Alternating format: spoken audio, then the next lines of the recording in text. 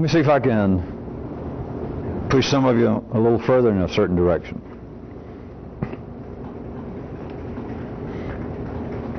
Regardless of all the things I pointed out about binary memory, consciousness only being able to deal in the kind of contours wherein everything is split up into not 22, not 4, not VV, 2. Regardless of that, there is a way in which you can see that ordinary intelligence can almost think of two things at once, even though I have said it could not.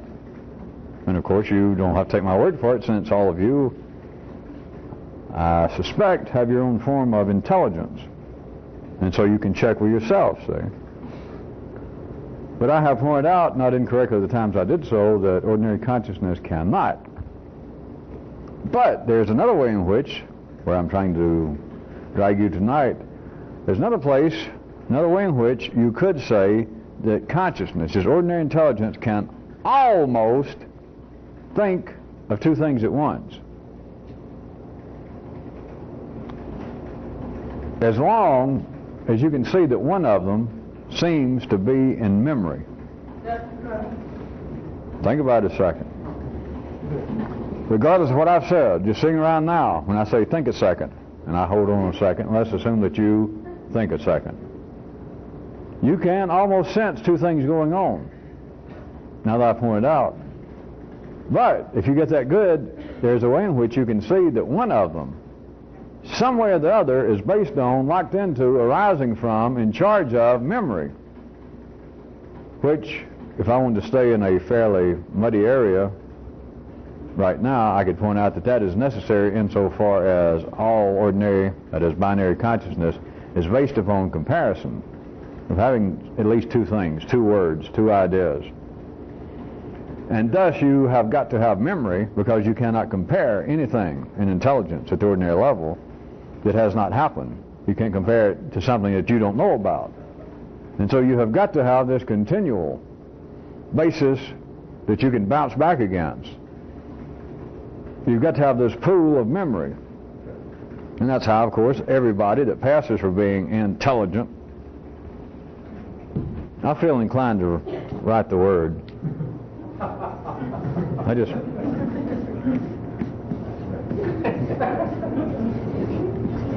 But what I started to do was, while praising this, of intelligence, I was going to start that way and just walk off. And I forgot to do it. No. I blew that.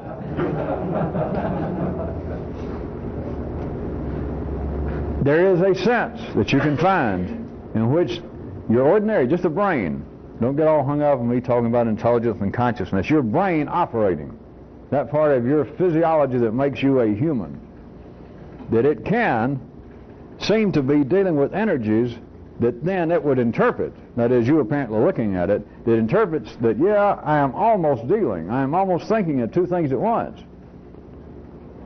Now don't take this as being weird or too obscure. Just look at what's going on inside of you now. You can surely feel this. There is not a pristine voice. There is not one single sound going on. Even if you cannot seem to verbally or intellectually right now grasp both of what's going on, you can be aware of the fact that there is not one voice speaking out. There's a voice and there's something else. And then you try to look around to something else, and then it's like the something else sort of becomes the voice, and then the initial voice sort of becomes the something else, and there you are. One step from there to being Zen sainthood. There is almost the ability for the brain to deal with two things, but one of them seems to be entirely locked into the operations of memory. And do any of you ever wonder why I seem to spend time when I say it's not that big of a deal, and then week in and week out I keep referring back that people do not have childhood traumas, not people in here. And that there is nothing in your life that's already happened that's of any particular value. There's nothing to drag out, there's nothing to analyze. Why do I keep doing that? If it's that important, why don't I just scream and holler one time and say it's important, and maybe every 2 or 3 months say, you remember I told you it's important, and make everybody go, yeah, I remember. The reason you don't remember is because even my statement is, as all statements are, how about this?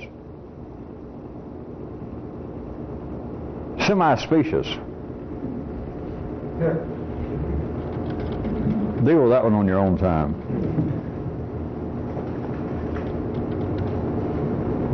The memory and the operations of the brain, of course, is important. But it's important not on the basis of what seems to be in your memory. It's on the basis that you could not think. You would not even pass for intelligence spelled with 3 E's instead of 2 I's and 2 E's. You would not even be at that level if you did not have memory. But now that's one thing to make that statement, and it's quite something else to say that whatever is in your memory is of some particular importance. Because it is not. It is simply that you've got a memory. Now, if you're going to pass for intelligent perhaps with 2 I's and 2 E's, I wanted to check. If you're going to pass for actually being intelligent, then there is, according to your time and place, sort of minimum requirements that you've got in your memory, such as being literate, maybe having some knowledge of history, just enough to get by in the city, being fairly sophisticated, enough that we could talk like I talk on the nights we meet, so that you would have some basis of comparing what seems to be out there, the history of man, large-scale operations of institutions and history, and what seems to go on in here. Although they're both are the same, but since your consciousness has already been split up, then we have to go back and put together that which was never broken, which is another matter. But we apparently got to be able to go back and put all this together, whereas it was only split up when your forefathers and your foremothers made God mad and he threw you out of the garden.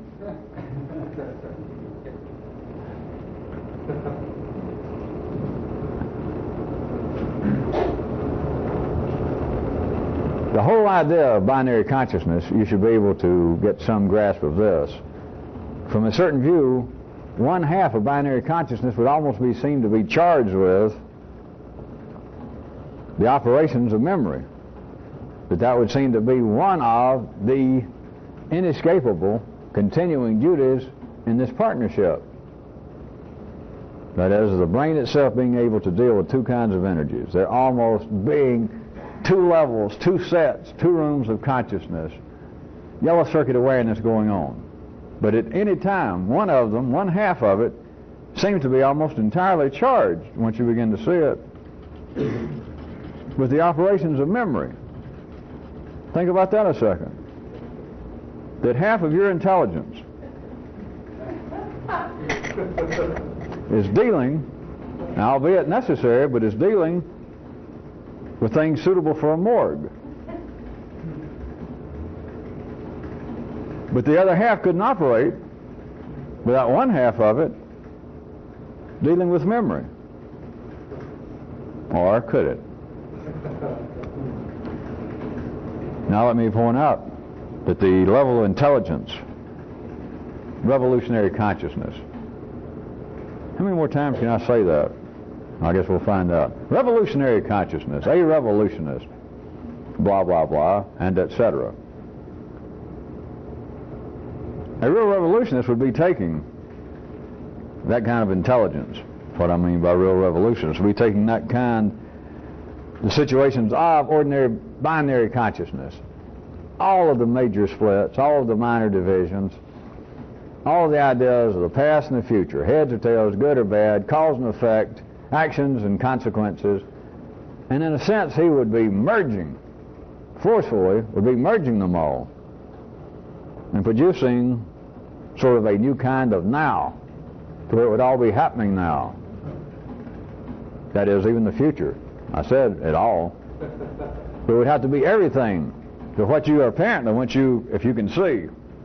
What I'm talking about, that ordinary brain operations, 1/2 of it seems to be almost charged. See, I keep saying seems to be, and I suggest. I'm trying to encourage you until next time, in case I decide to wrap it up, to see for yourself. But it seems as though almost 1/2 of what's going on in your brain is locked into the operations, one way or the other, of memory. But now what if you could take that half and the other half and you put them together? You forcefully merge them so that what you're thinking about, the operations of the brain itself, physiologically speaking, was not being run off of energies that were in any way connected with that which seems to be in the linear past. What would you have then? Well, there's no word for it, and if there was, I couldn't spell it, but it would be something like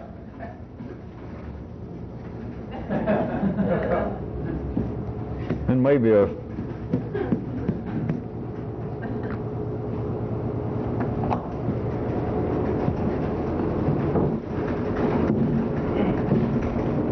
I cannot say that there would be possible to make the brain operate any more than the liver or the pancreas to operate without resistance. So I cannot say that, I don't want to try and describe to you or even hit you that everything you know would be gone, but it would almost be like waking up every morning totally nude, no matter how you went to bed. Put on pajamas, put on 3 sets of pajamas. Next morning you wake up and you're nude, so you put on 3 sets of pajamas, long johns, underwear, bib overalls, and then another set of pajamas. And then you're rolled in a blanket, and you wake up next morning and you're nude.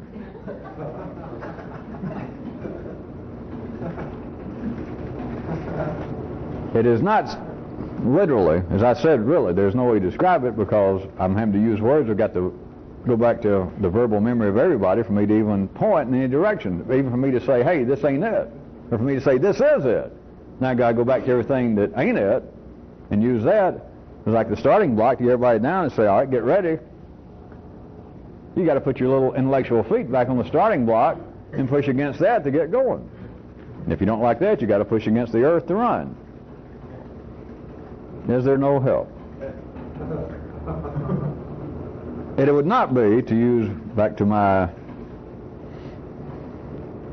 synecdoche, I told you, I'm trying to cut out metaphor because I know I don't like it any more than you do. So, synecdoche. To my synecdoche of waking up nude no matter how you went to bed, no matter how you dressed. It's not that you wake up and not know how you went to bed. It is not that you would no longer have any memory. I'll repeat again, there's no way to put this, so I'm going ahead and put it some way. It's not that you would no longer have a memory, it's that your memory wouldn't mean shit. Nothing. Nothing. Not that you wouldn't have it. And not that every time you got a phone call and somebody says, hey, do you remember a guy named Uncle Buzzy? And you figure I'm about to be hit upon by some distant relative, and so you got to come up with it, so you got to use your memory. Or you get a phone call and says, this is a phone company. Do you know when's the last time you paid your bill? You have to think, well, but your memory would not mean anything to you personally. Nothing. Not just the phone company, but terrible personal situations, the horrible way, the wreck that killed your father. It's horrible. Mango, all of that. Think of the most horrible thing you want to. Go ahead and get it over with. It doesn't matter. It doesn't matter to me. I don't mean your father, my father. It doesn't matter. What is there to matter? If it cannot be understood, it does not matter. And at that level of consciousness wherein 1/2 of your brain operations are dealing and like to the past, to memory, it means nothing. There's no other way to put it. There should be, because that sounds so harsh, so cruel and all that, that there must be another way of putting it. And there's not. Because there's no way to actually put it anyway. Okay.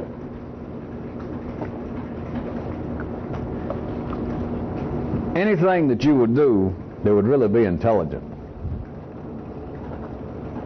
a new level of intelligence, you would not, and let's just forget about external behavior right now, but you would not internally in your own little secret brain, which is where most of you live, you would not think of anything that was unprofitable. Is that too vague? You wouldn't think of anything that bugged you. How simple do you want it? Whatever heroes you had at city level before you got here, or any of your trails trying to hold on, Let's play this again. Whoever it is, Buddha, Jesus, Moses, I don't know. Yogi Bear, Yogi Swami, Swami Yogi.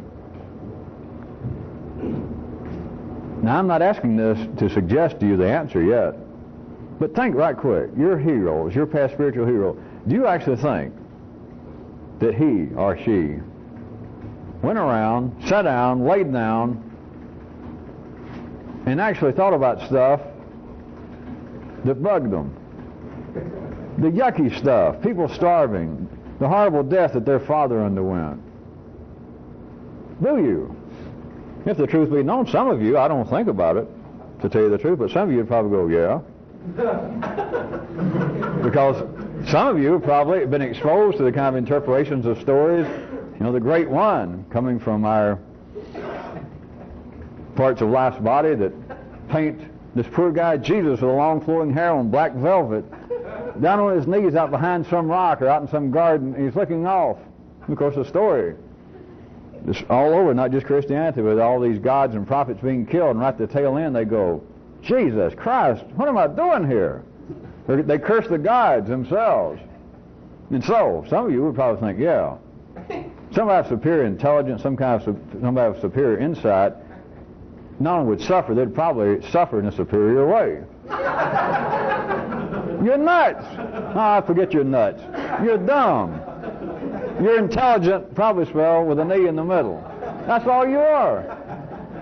You're as intelligent as anybody else. You're as intelligent as your mother and the Pope and the President, but you ain't intelligent. How can you imagine that however somebody got to some state that that their nervous system would operate on a level at certain frequencies that yours won't, whatever you think it should be called? Do you believe that they would then go back, or whatever it took, that they would then think about stuff that was annoying, bugging, irritating, sad? Do you think so? If you can, you're in the running. You're in the running for that contest. You are definitely in the running. Don't throw away your ticket yet. You may win. And it's not through some theoretical reason. It is for certain laws in the more complex universe, certain physical laws. You would not. There's no other way I can doctor it up, and I can apparently talk about it inside and out and off in some other synodically manner. But you simply wouldn't. You would not. You would have the memory of it going on. You'd know it's there. It is that kind of background noise. You'd know it's possible. You know everything about it. You know it inside and out. But as long as you have the unmerged binaries representing reality in you, inside of you, forget stuff out here and institutions and battles between nations and philosophies, inside of you is the feeling that there's two of everything. There's two of me, there's two possibilities of everything, there's always two ways of doing things, obviously the right way and the wrong way. I've always liked that one, I don't know why. Personal peccadillo means nothing. I just love that there are two ways of doing things, the right way and the wrong way. Because all my life I've been staying aside then waiting to see what they were going to do. And it's always the same. Go figure. That is, go figure what I meant.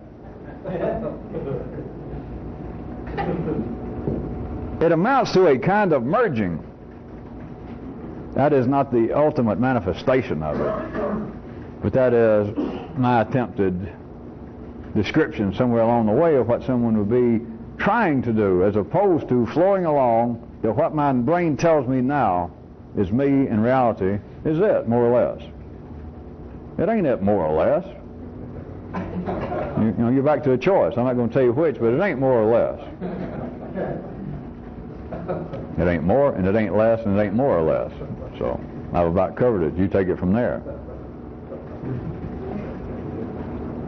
But it would have to be that what you are thinking about now, that way in which you are conscious, is not pushing itself, it is not comparing itself, it is not existing on the basis of having memory as its support, as its counterpart, as its foundation. Do I have to go back and remind you one more time? Literally, this is not playing on words. You could not think in the city sense if you only knew one word.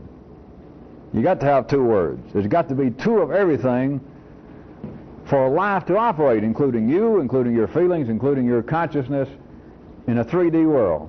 There has got to be two.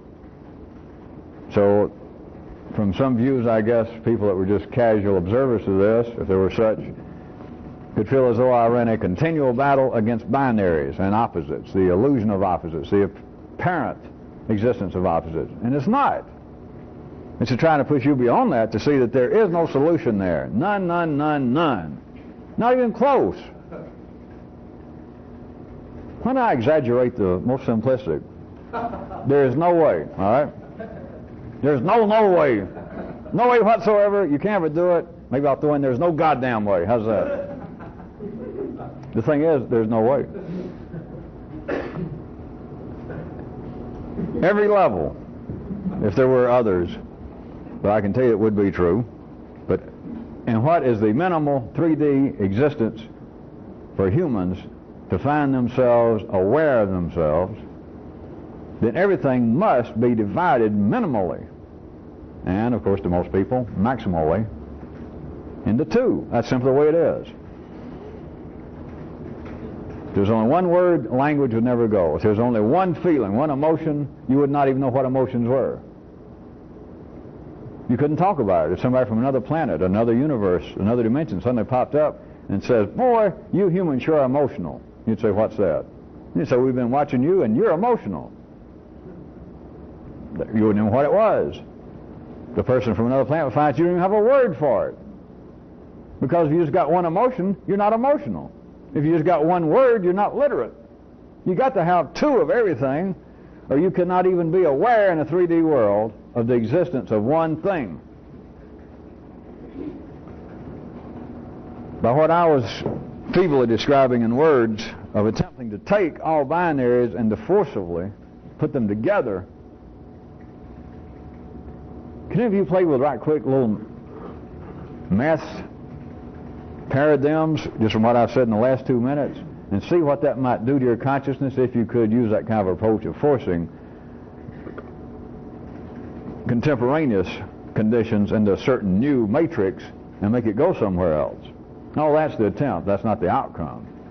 But that if you no longer thought in binaries, you can't do it theoretically, and you can't really. I can't say, think about it. Because you can go think about it, and you say, well, I think this about it. And then I had to say, no, I didn't actually mean think about it. I kind of meant do it. And you'd have to say, well, here's why I think about doing it, because you can't do it under ordinary conditions. But I am trying to give you, as weak as the description may be ultimately, a kind of pointing toward what would be going on, that what your ordinary brain activity finds necessary to function, which is a world of binaries out there and in here. Feelings, thought, health, wealth. You would no longer be limited to that. That they would be, well, forgive me again, but I'm going to use some technical terminology. They'd be all smooshed together. See?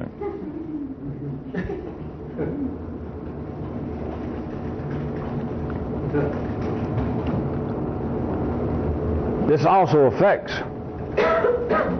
the city routine concept of time, because if you mooshed, if you forcefully forged all apparent binaries together, then your ordinary sensation of time, that I've been calling 3D, but just your sensation of time, which is part and parcel of being alive and conscious, would drastically shift.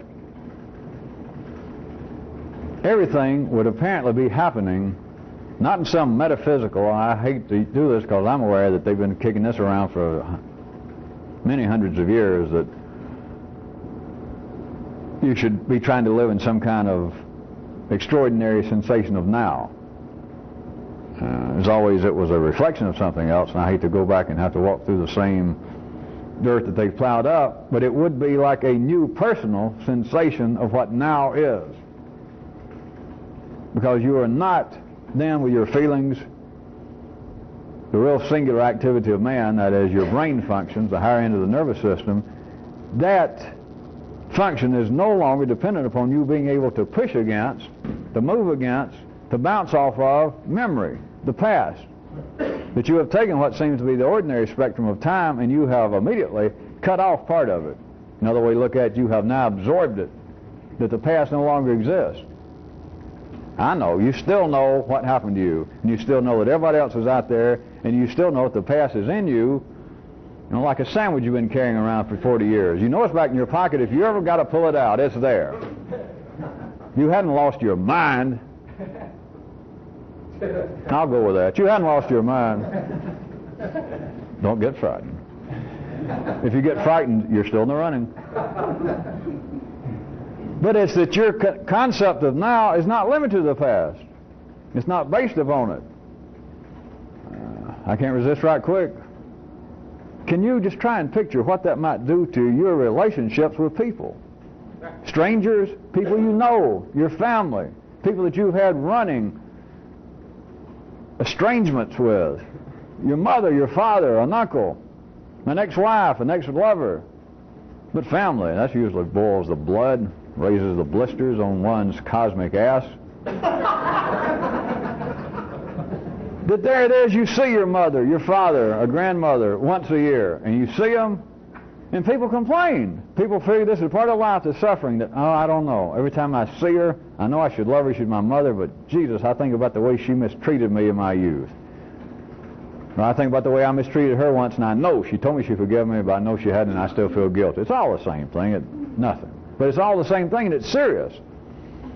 But what if you could walk up to your mother, and you see your mother, and like this sandwich you got 30 years sitting on that motherfucker and sweating on it, it's there if you got to pull it out, and you know everything that your memory, that is your ordinary level of intelligence, maybe with two E's, feels, and yet you treat your mother, I'm not playing with words, but you can treat your mother almost as though you have met her just now. That is, you walk up to your mother, and it's the same thing as waking up in the morning, every morning, and you're nude.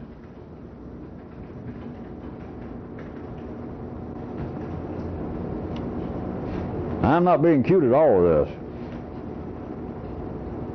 this. You just treat everybody as though the past is stripped nude, that you're naked. They can't do it.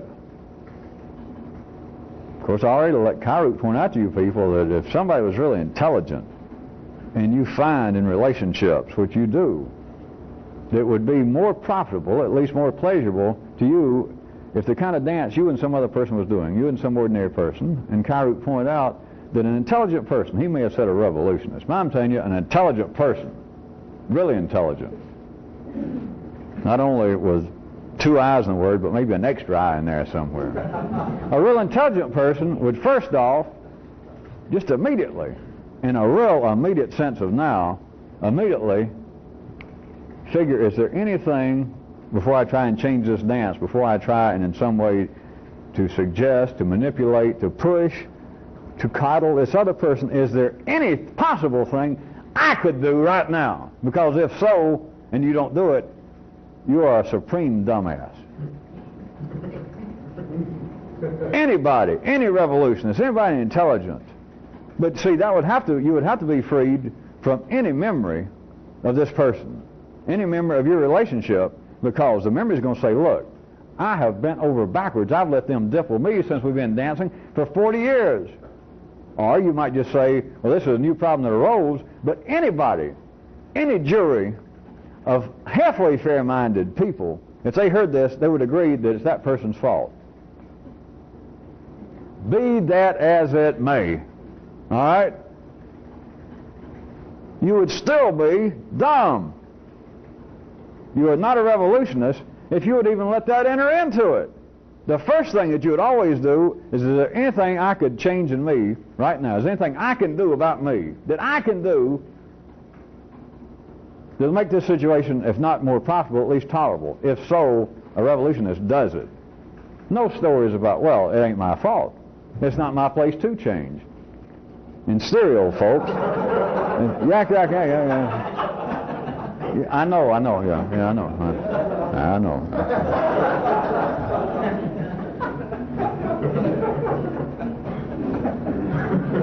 It's just a supreme dumbass. It's being intelligent with 3 E's in the word and 1 I.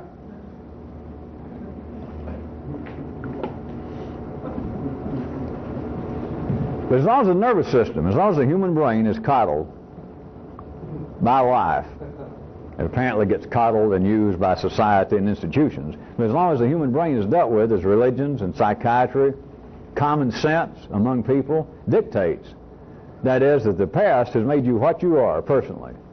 And therefore the past is of great significance, be it for good or for bad. The past must be dealt with, the past must be faced up to, the past must be brought back to consciousness. The past must be brought out in the open. In the city, it's neither here nor there. For somebody attempting to be intelligent with 2 I's in the word, and maybe 3, you understand what I'm saying? That is, kind of run-of-the-mill intelligent. And if you got just up to, city level there, you'd be that kind of intelligent. And what I'm inferring would be some sort of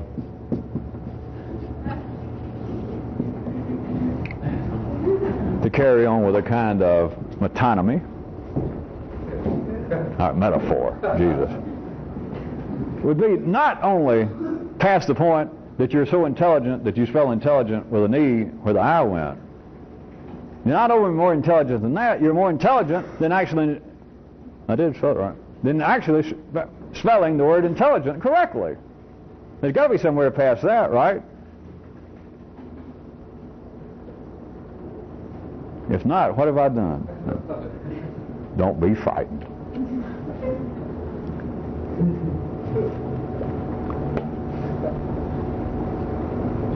But you could deal with what seems to be the routine pressures, problems, stresses of life on the basis that if it is happening, it's happening now.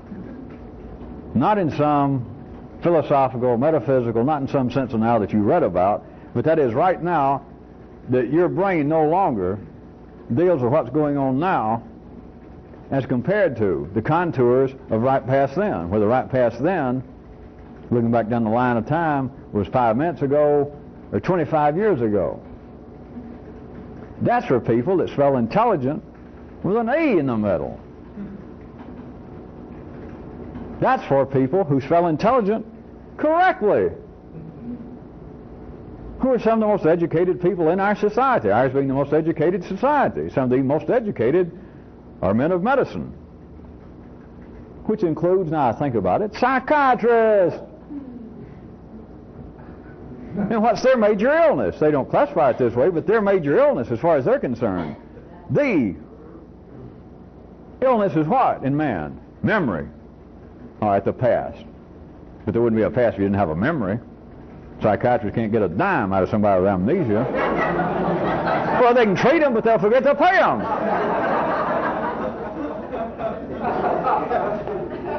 Well, they can't make a living off somebody unconscious, permanently unconscious. The person got to speak up for you to be able to bill them, to find out where to send the bill, or to say, listen, did your mother knock you unconscious? I thought so. I bet. Well, I know he can't answer, but I can guarantee you, you interns, one of his family members knocked this man unconscious. You count on that. The whole point of that was not to pick on psychiatrists, of course, but to point out to you that at the ordinary level, even spelling intelligent correctly, that in the city you take that which seems to be the height of intelligence back there, which they're all, it's whole cornfields and they're all cut off at the same level. But in the city, people believe that there are other people more intelligent, which they are, but they're all in the same boat, so it doesn't matter. But for you to look back and to see those that pass are being intelligent, what do they deal with? That which won't work. What do they promise? That which they can't do. What are they? What fields? In what fields are their expertise? That in which they know nothing. And admit it. And nobody notices it. Because you're too busy trying to figure out how to spell intelligent correctly. You're too busy listening to this noise, and nobody can ever get smart. . 'Cause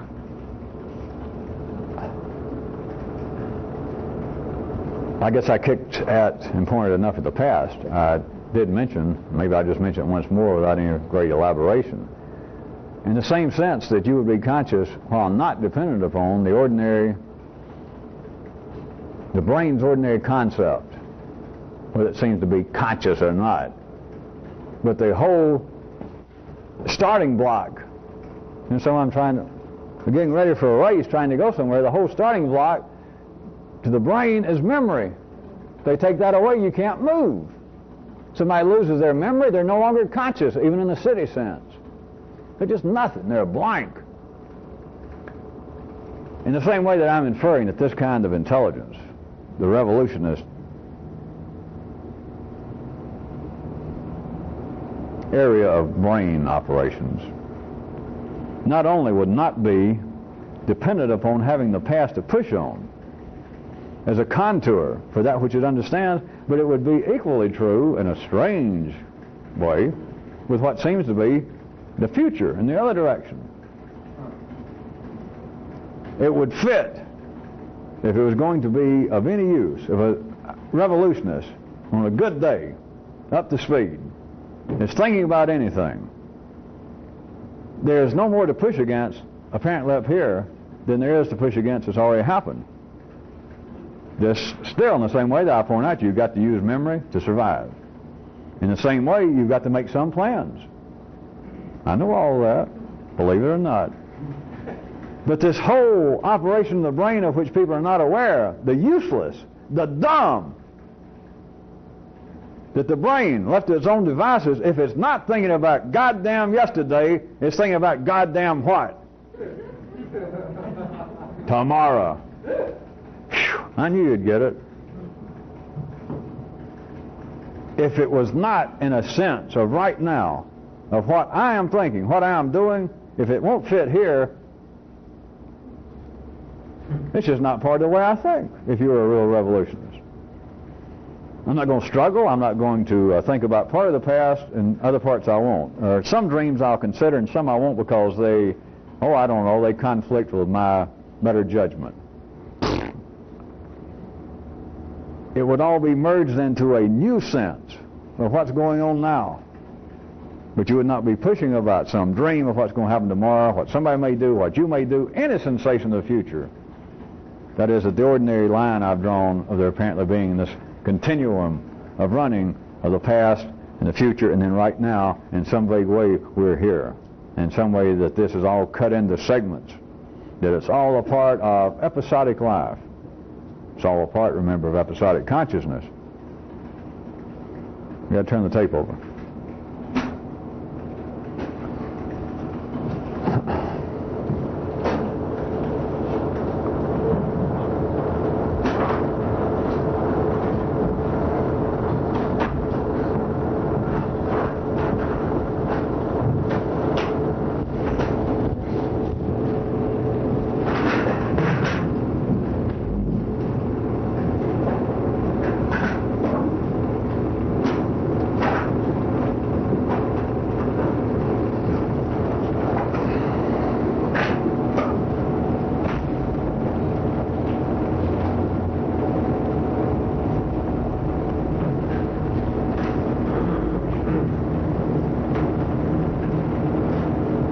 In our lifetime, sometime I read,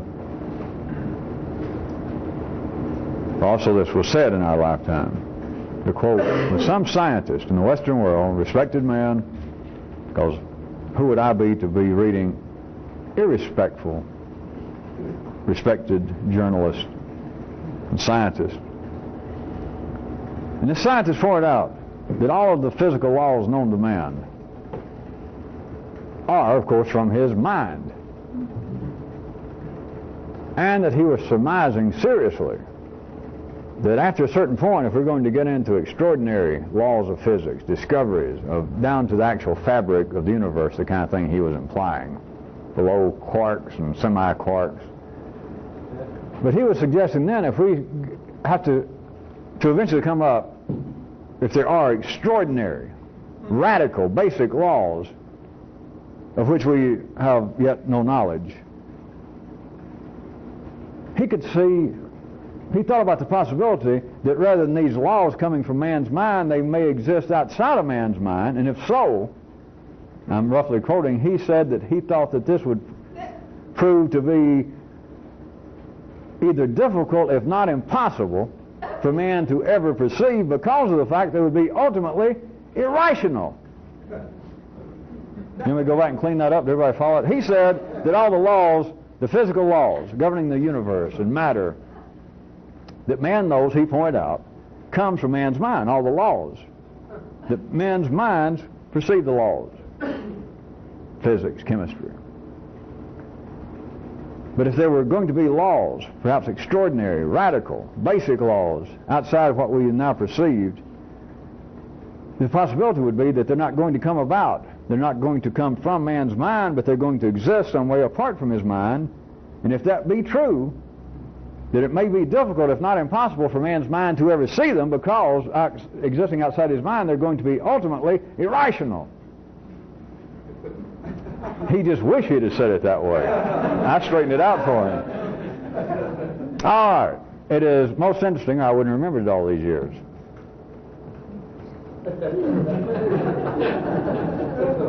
Did everybody catch the gist of it? It was a reasonably intelligent, I'll give him second level. It was a reasonably intelligent observation. Of course, it was simply a piece of life through a significant man in the city, to us insignificant, of no consequence, but life through some man was making him apparently think that the laws of physics as we know it, and he was a physicist, by the way, if I recall, and now he is, since I recall it that way, he was pointing out that the laws governing physics,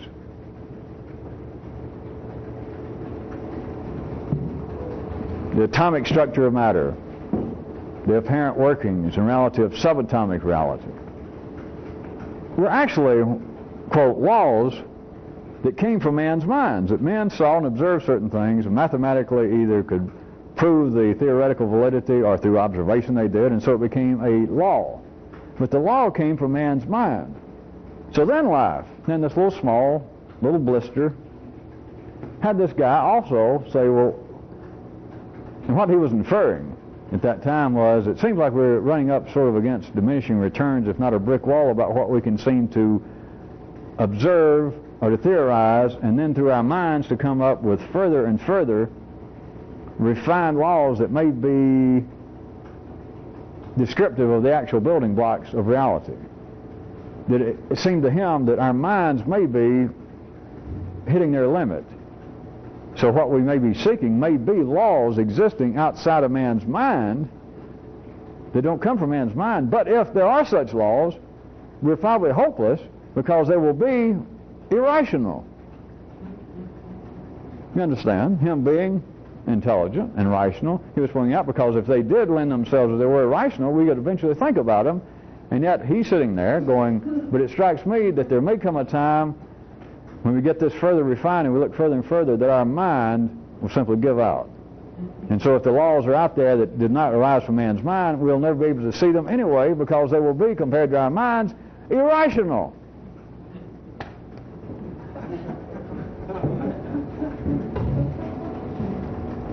I'm going somewhere with this. I'm not staying with that, you understand. But there is validity to use us. What I'm going to try and point you towards.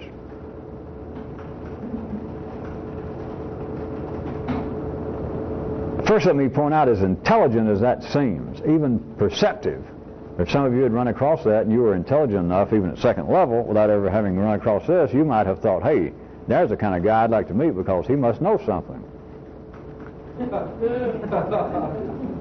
But first I want to point out that aspect of life coming through people to make such statements, that kind of flow of energy going through certain parts of the world that passes not only for intelligence and laws of physics, but a kind of philosophical intelligence, even vis-a-vis science, hard science. The sentiment, the idea that the man pondered, still notice, starts off with the most basic, serious flaw in intelligence of the third kind.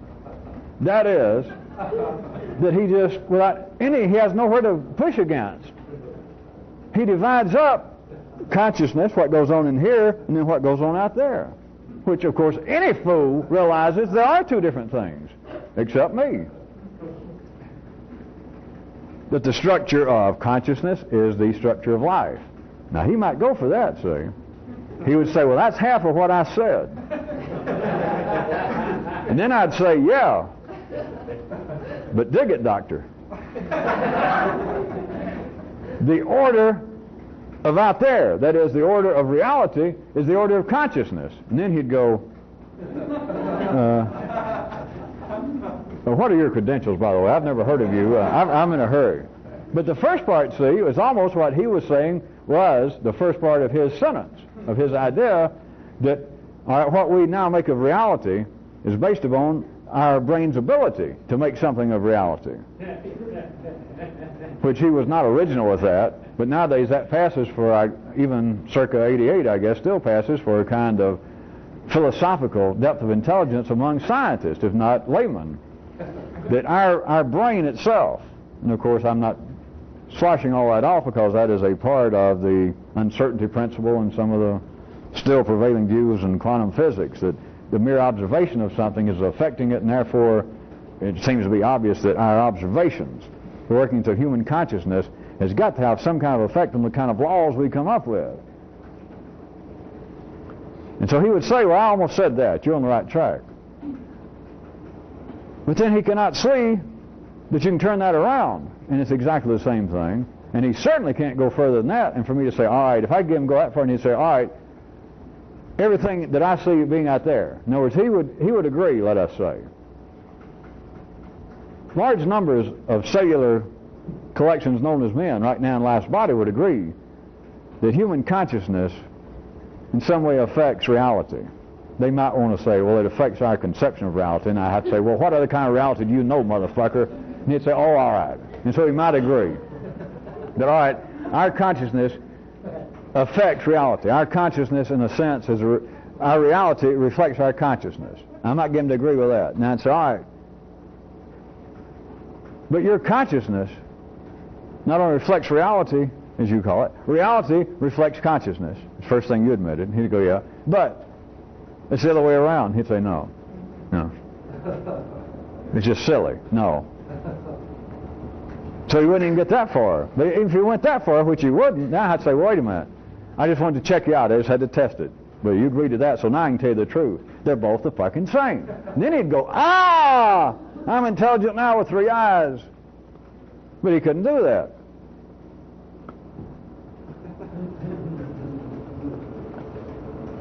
You need to be able to simply see. You don't have to worry about laws of quantum physics. But every law that you take, that is, everything that you take as being an actual reflection of reality. My ex-partner, my ex-wife is a bitch. My ex-partner was a thieving bastard. My mother is heartless. My father died a horrible death. The Russians are out to get us. Anything that you take as being a true idea, you're taking as being a law of physics, and it came from your mind.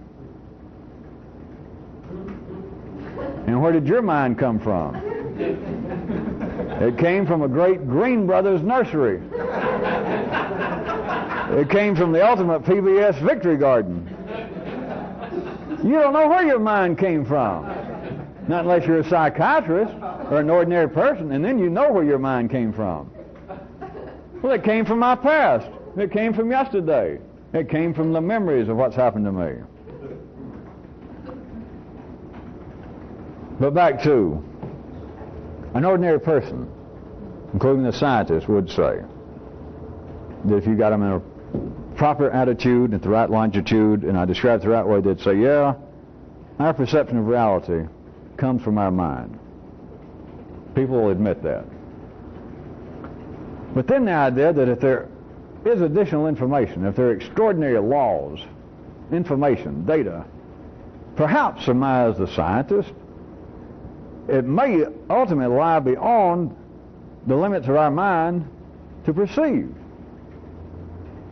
And if it doesn't, and they're actually out there, in some way objective, in some way separate from the human mind, and they're out there, then it would seem logical that they're going to be of such a nature that our mind cannot perceive them anyway. That is true enough as far as it goes. And where I really wanted to try and point you a little further to is all such laws, not just physical laws or laws of chemistry and the hard sciences, but what you take as being the laws of reality, that up is up and down is down and good people are good and bad people are bad and some people you can't figure out. All of that at the middle level, the basic level of intelligence, spelled correctly according to Webster. No relationship to the estate of Daniel, it says. You ever think about that, how cheap it was that you buy a dictionary with a company that says Webster's Dictionary? And you would naturally assume, if you were just kind of intelligent to the second level, that some offshoot of that great American thinker. And then down at the bottom they put an asterisk, a disclaimer, that no, it's not who you think, it's another guy we found, we just named the company after him. And you think, wait a minute, I'm smart enough to buy a dictionary, I won't have it around to be intelligent, and I'm buying it from a company that can put the shuck on me like that, and I'll still stand here and pay them $29. And it says something. That'd be similar, those of you missing the, I don't do this for humor, do I? That you pick it up in dictionary, the brand new edition, and there on the cover is misspelled. But back to something important. Yes, I know you people out of town are busy people, so I'll go back to something important. All of these laws, anything that you take, we're still assuming that you pass for the bell curve, middle-class bourgeoisie of being sane in the city. Then everything that you take as being a law, everything you take as being reality is based upon reason. It is. But now I'll tell you what reason is. All the way from laws of physics, laws of quantum mechanics, to laws that you get what you pay for. You get what you deserve. What goes around comes around, or what comes around goes around. Or I got it too. You'll get yours. Blessed are the cheesemakers, peacemakers. All of that is based on reason. If you've got a brain that passes for being in the midst of the bell curve. But I want to tell you what reason is. I've talked around the edge of this, but I'm going to tell you point blank what reason is. Reason, as it is ordinarily known, is the end of one level of intelligence. That's it, literally.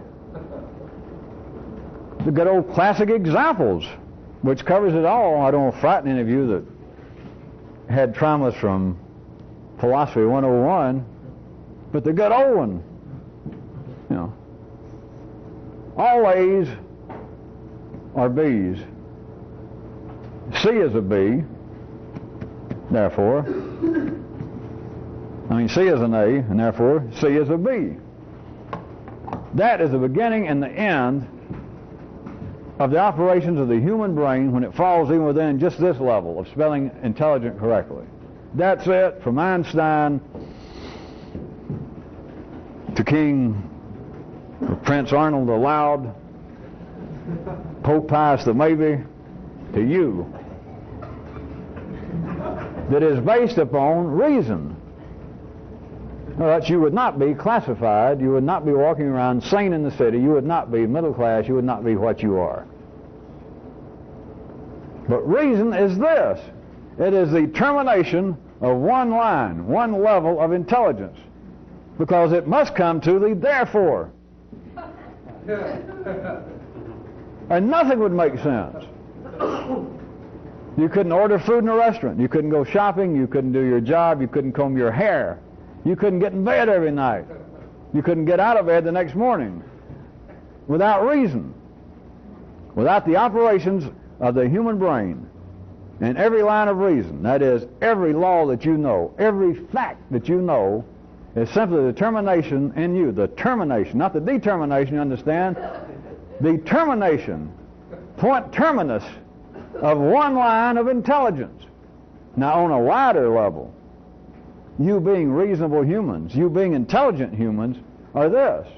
that not on just some individual line of knowing how to get out of bed or how to make pancakes, but over the whole range of you being intelligent.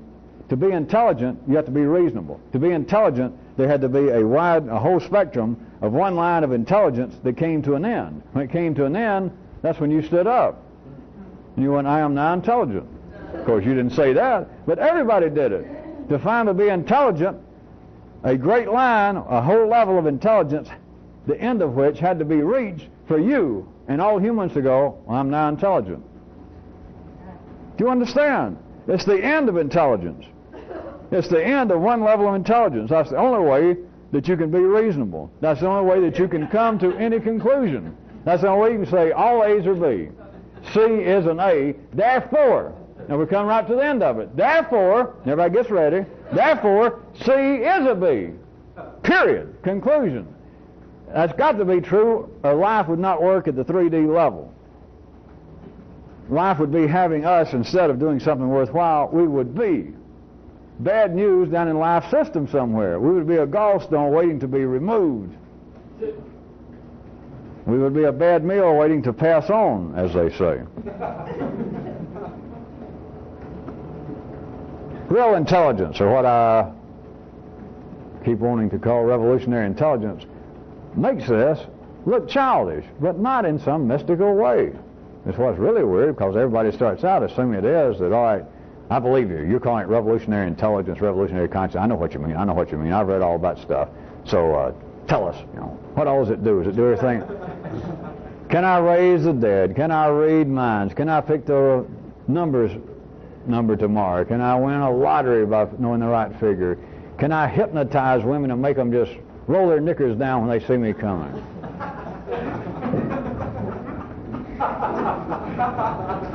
The other intelligence makes the rest of it look like child's play, but on the basis that you're not limited to the specific awareness of hardwired intelligence. Everything that you think you don't know, you know.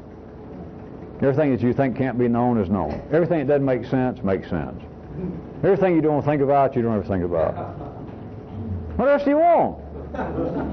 Well, I, for one, like to be sure that I could always spell intelligent correctly. And that I would not be in a high-class restaurant and ask the waiter for a fork and say the wrong word.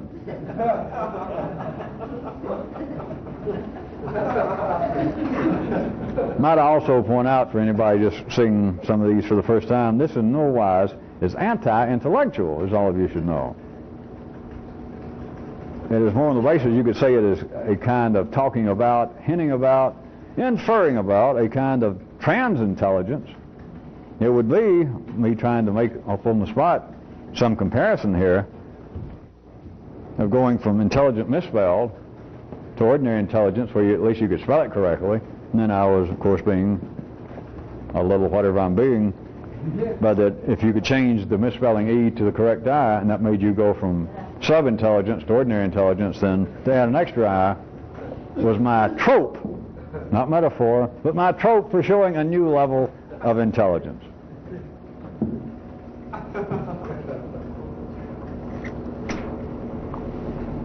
Had a question from the group that was good. I don't have the question with me, but the question somebody took from some of the transcripts and some things I had said before that got put down in writing, and they quoted, and I'm not even going to quote them trying to quote me, but the question had to do with when I was using the reference, the primal flow, and then me pointing out that the primal flow, whatever that original energy would have been, had to divide itself up.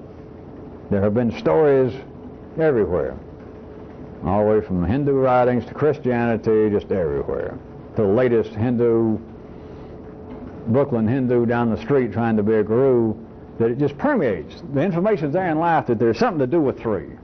But it's always, the Godhead had to split up. The gods themselves got in a fight, the original God, and he tried to stab himself, and he ended up cutting himself into three different pieces, and now they're dealing with the world. At one time, when I was trying to get you to see things, not, of course, in a religious sense, but there, and I was referring to a primal flow with a capital P and an F, and then I was pointing out that when it gets down to other levels, it manifests itself into the three forces, as I was calling. So the person asked me, it was one of the newer people, to no great consequence, but I'm just, so it's, one of the newer people brought it back up and asked me, how is it, actually they attempted to quote some of what I said, but how is it that the primal flow ends up into being a kind of certain energies? And they were quoting something I had obviously said at one time, that the flow, from one sense, you could see as being a kind of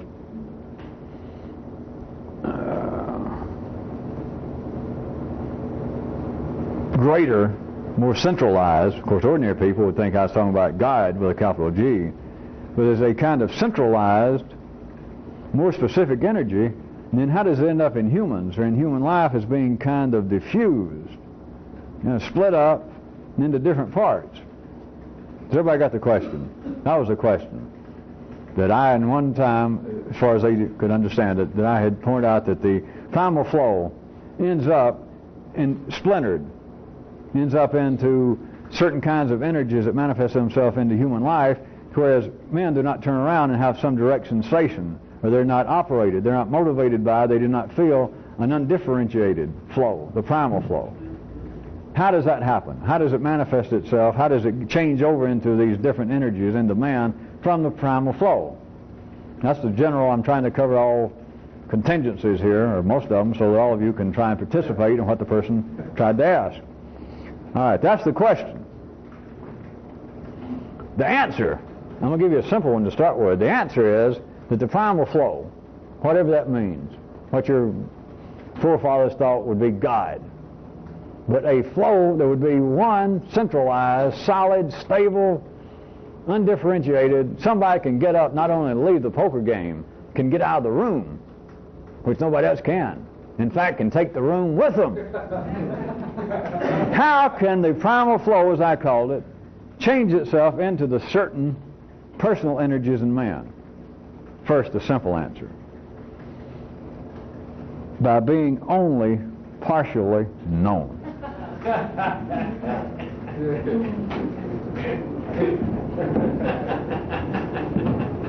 Now, let me play Monty Hall. If not, I started to say Pat Sajak, but I prefer to play the piano. But I'll play Monty Hall. Let me ask you a question. What if there is no such thing as the primal flow? That's not the end of it yet. What if there is no such thing as a primal flow? Whether it's what I call primal flow, other people call it God. But it would just seem to reason, right? Some of you could not incorrectly even insist that your brains, your nervous system would say, wait, it's not just stand to reason. There's this feel in me, that whatever you want to call it, I don't care what you call it, God or primal flow, that there's got to be, there's somewhere the basic river of life, of existence. There is this something somewhere from whence we all came. The great sperm. There's something. There does. It seems to just say, yes, there is. It just stands to reason. What if there's not? It's not the end of my questioning yet. Don't come down yet. The stage is not set. That makes game shows. But what if there is no primal flow? But what if the human nervous system simply induces this concept of there being a primal flow, primordial flow? They induce it simply from the occurrence and the actions of all the lesser ones, in which we are all up to our armpits, which are us. I have grave hesitation, but I'm going ahead and do it to jump off on a sidetrack right quick, to say that a lesser level of inducing something greater, taking generalities and then trying to concoct and derive, that is, induce some more specific principle. It can seem that way, but it's backwards. And as soon as you can see this backwards, then go back, it's the other way. Thusly. I told you I hate to do that. What if you had conscious liver cells?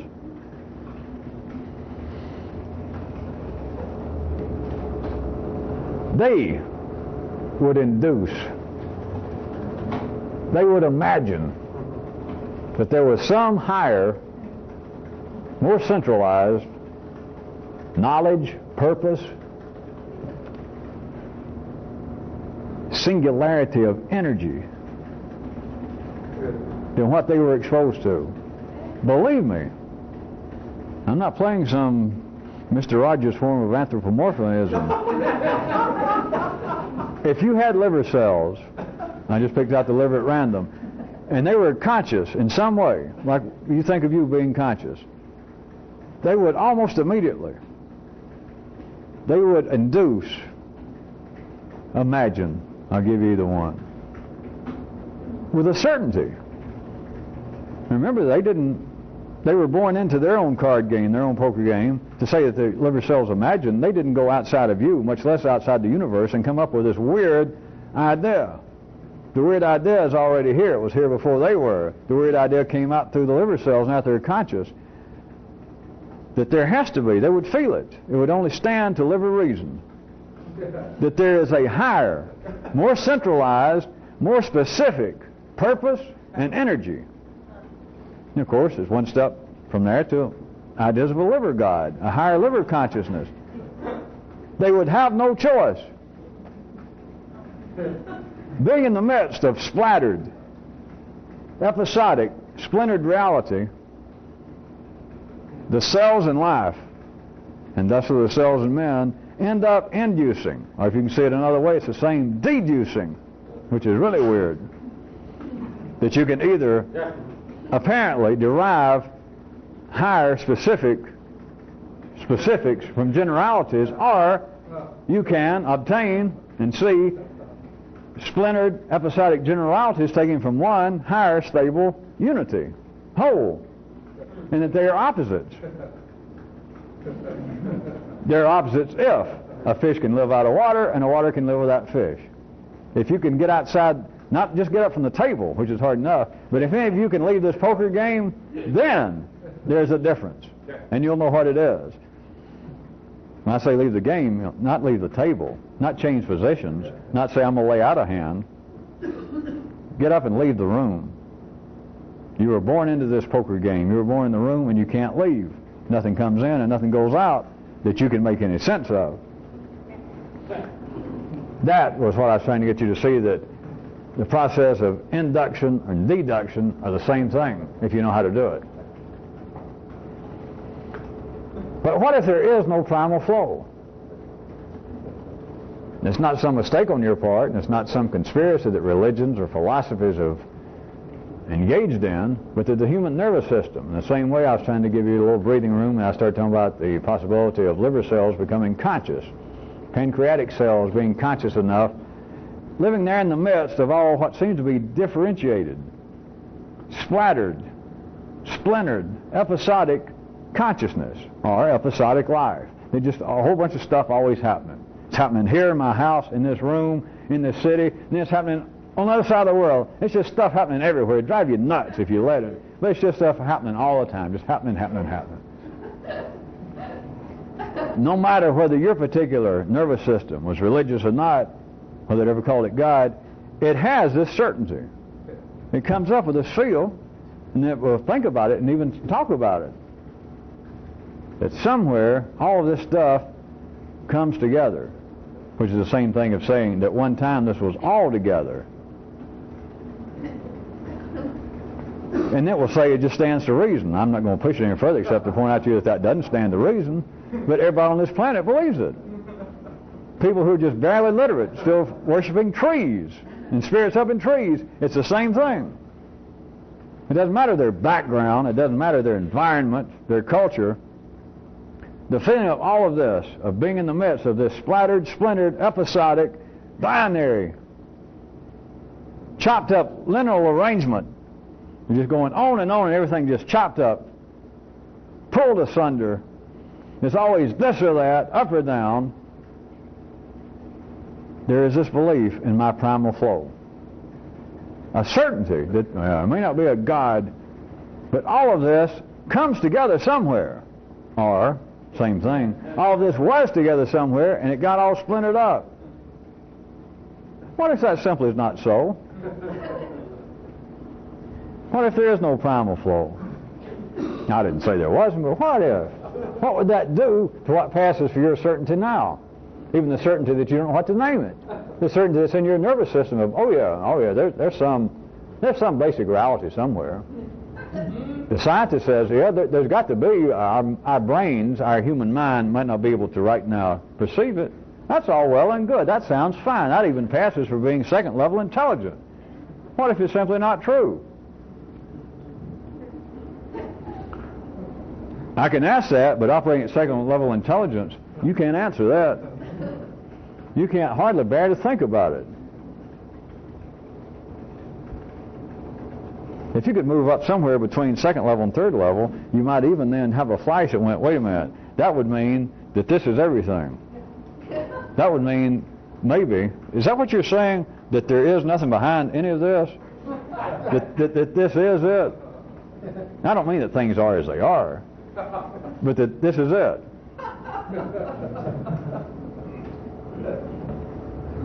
See, again, at least any of you think that this is anti-intellectual, or that in any way I'm bad-mouthing ordinary intelligence. Nay, nay, contraire Pierre. Were it not for the great ability of ordinary intelligence, what if what I just said was true? You couldn't bear it. But having ordinary intelligence, you can bear it. Is that not sweet? Does it not work out for the benefit of almost all of us? Well, listen, if I'm dying, I don't want to know about it. No.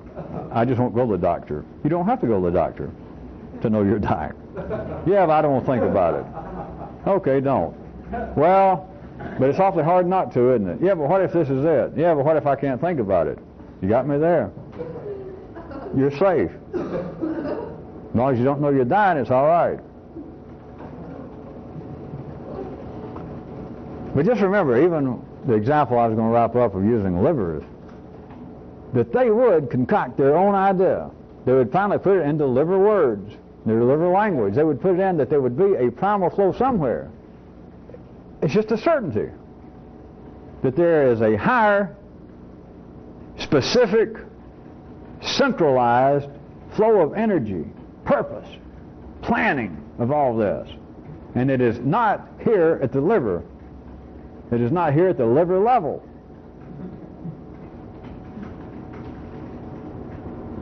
But carrying the metonymy, the trope, not the metaphor, a little bit further. Just remember this, that all of that would still be simply a liver's view. No matter how literate any particular liver or its component cells would be, you're still dealing with a liver's view of things. Just remember that, in case any liver tries to impress you with its theories or ideas, and in case you ever decide that perhaps I wasn't simply talking about livers. Well, I'm too intelligent to think about crude stuff like that. Good.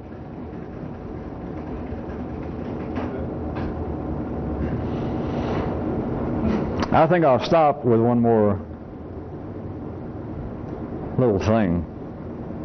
Several meeting nights past, you remember I brought up one of these kind of rhetorical questions, and I said, what if this kind of activity life produces on some scale continually when necessary, but almost continually, produces this kind of activity simply to keep people like you from looking any further? That was not in any way a veiled hint of a disturbing nature to anybody. Here, there, anywhere.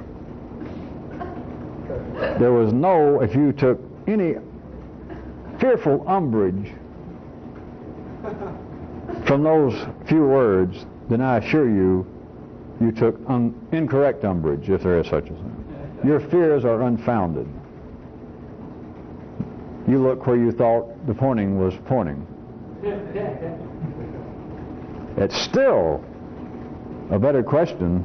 It's more delicious than most apples are this time of year. What if? But don't let it upset you. It was not a scare tactic, and it was not a secret hint. It was not a subtle hint.